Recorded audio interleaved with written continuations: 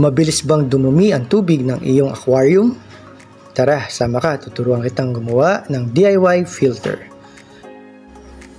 Ito lang yung mga bagay na dapat mong ihanda.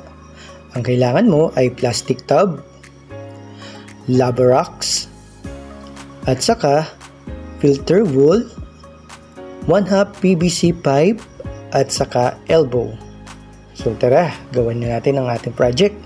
Ang una mong gagawin ay lalagyan ng mga butas itong plastic tub. Okay, let's go! Ayan, nalagyan na nga natin ng mga butas. Para sa susunod naman natin gagawin ay ilalagyan natin ng mga lava rocks habang nasa gitna yung 1/2 PVC pipe. At pagkatapos ay ilalagyan natin ng filter wool sa ibabaw at ang kanyang takip.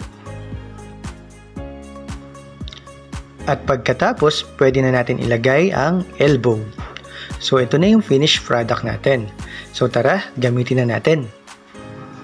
Okay, effective ang ating ginawang DIY filter. Yung dumi ng tubig ay papasok doon sa mga butas ng plastic tub. Pagkatapos ay ibubuga sa taas naman ang malinis na tubig. Salamat sa iyong pagsama.